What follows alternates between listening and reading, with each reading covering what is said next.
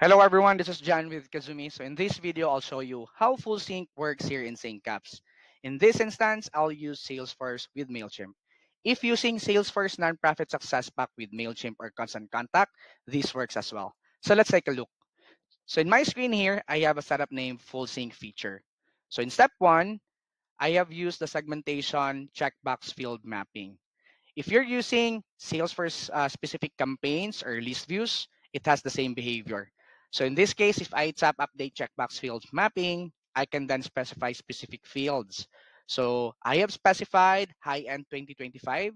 So during the synchronization process, only those records that has this type of field will be pulled going to MailChimp. And they will land to the groups or tags that I have specified in the text box here.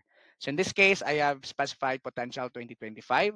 The segmentation method that I have used here is to create groups. So the expected result is this potential 2025 will create as a groups together with the records that has high-end 2025 in Salesforce going to MailChimp. Now let's take a look at a sample record in Salesforce. So here in my Salesforce, I have a contact record named Xavier Tang with an email address chan@kazumi.com. If I scroll down, you can see that the checkbox name high end is checked. So this should be pulled during the synchronization process. Now, I have already run the sync prior to this recording. So let's take a look at the result in my MailChimp. So here in my MailChimp, you can see that the record name Xavier Tang with an email address chan@kazumi.com has been pulled. And you can see as well that the group has been created named Potential 2025. Now, if you wanted to remove those records that are no longer part of the segmentation that you have specified in step one, this is where Full Sync do the magic. So in step two, if you scroll down here, you can then see the feature Full Sync Schedule. If you enable this feature, you have the choice either to run it daily, weekly, monthly, or manual. So in this instance, I have selected manual.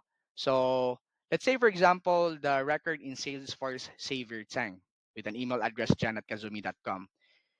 If I uncheck this high-end 2025, during the synchronization process, together with the full sync feature enabled, we will then automatically remove them in MailChimp from the group Potential 2025.